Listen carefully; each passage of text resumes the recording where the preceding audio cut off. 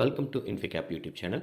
இன்றைக்கி நம்ம சேனலில் டிஜிலாக்கர் ஆப் மூலிமா எப்படி ஏபிசி ஐடி கிரியேட் பண்ணுறதுன்றதை பார்க்கலாம். அதுக்கு முன்னாடி நம்ம சேனலை சப்ஸ்கிரைப் பண்ணாதவங்க மறக்காமல் சப்ஸ்கிரைப் பண்ணிக்கோங்க.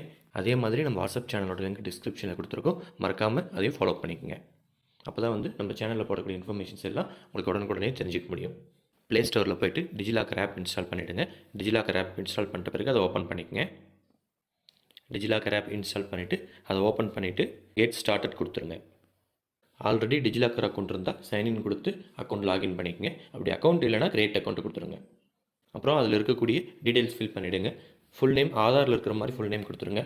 நெக்ஸ்ட்டு ஆதாரில் இருக்கிற மாதிரி டேட் ஆஃப் பர்த் கொடுத்துட்டு அப்புறம் ஜெண்டர் செலக்ட் பண்ணிவிட்டு மொபைல் நம்பர் கொடுத்துட்டு நெக்ஸ்ட்டு இமெயில் ஐடி, அது ஆப்ஷனல் தான், இமெயில் ஐடி இருந்தால் கொடுத்துருங்க.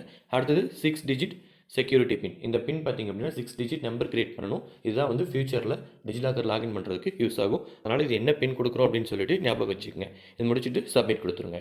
சப்மிட் கொடுத்த உடனே ஓடிபி வரும். ஓடிபி என்ட்ரி பண்ணிவிட்டு சப்மிட் கொடுத்துருங்க. அப்புறம் உங்களுடைய ஆதார் நம்பர் கேட்கும். ஆதார் நம்பர் கொடுத்துட்டு நெக்ஸ்ட் கொடுத்துருங்க.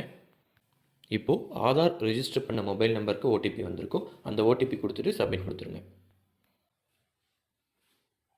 சப்மிட் கொடுத்த உடனே உங்களுடைய டிஜிலாக்கர் ப்ரொஃபைல்குள்ளே போயிடும். அதுக்குள்ளே போன உடனே கீழே இருக்கக்கூடிய சர்ச் கிளிக் பண்ணுங்கள். அதில் ஏபிசி ஐடி அப்படின்னு சொல்லிட்டு சர்ச் பண்ணுங்கள்.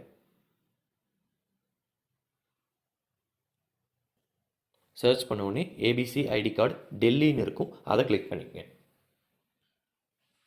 அதை கிளிக் பண்ண உடனே ஆதாரில் இருக்கிற மாதிரி நேம் இருக்கும், டேட் ஆஃப் பர்த்தும் ஆதாரில் இருக்கிற மாதிரி இருக்கும், அதில் ஜெண்டர் இருக்கும். அப்புறம் அட்மிஷன் இயர், எந்த வருஷம் அட்மிஷன் ஆனீங்களோ அட்மிஷன் இயர் செலக்ட் பண்ணிக்கங்க. அப்புறம் ஐடென்டிட்டி டைப், உங்களுக்கு ரிஜிஸ்டர் நம்பர் இருந்தால் ரிஜிஸ்டர் நம்பர் கிளிக் பண்ணிக்கங்க. சப்போஸ் உங்கள்கிட்ட ரிஜிஸ்டர் நம்பர் இல்லை, நியூ அட்மிஷனாக இருந்தால் நியூ அட்மிஷன் கிளிக் பண்ணிக்கங்க. அடுத்தது ஐடென்டிட்டி வேல்யூ, அதில் உங்களோட ரிஜிஸ்டர் நம்பர் டைப் பண்ணிக்கங்க. சப்போஸ் நியூ அட்மிஷனாக இருந்தால் காலேஜில் உங்களுக்கு கொடுத்துருக்கக்கூடிய ரோல் நம்பரை அதில் டைப் பண்ணிக்கங்க.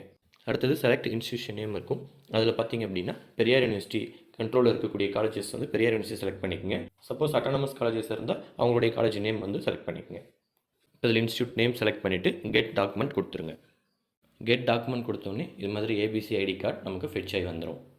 ஃபெட்ச் ஆகி முடிஞ்ச உடனே ஏபிசி ஐடி கார்டு அதை கிளிக் பண்ணிங்கன்னா இந்த மாதிரி உங்களுடைய கார்டு ஓப்பன் ஆகிடும். அகாடமிக் பேங்க் ஆஃப் கிரெடிட்ஸ், அது கீழே பார்த்திங்க அப்படின்னா ஏபிசி ஐடின்னு இருக்கும். அதுதான் உங்களுடைய ஐடி. இதோட யூஸ் என்னென்னு பார்த்திங்க அப்படின்னா உங்களுடைய மார்க் ஷீட்ஸ் எல்லாமே டிஜிலாக்கரில் நீங்களே அக்சஸ் பண்ணிக்கலாம். அதுக்காக தான் இது கவர்மெண்ட் இன்ட்ரடியூஸ் பண்ணியிருக்காங்க.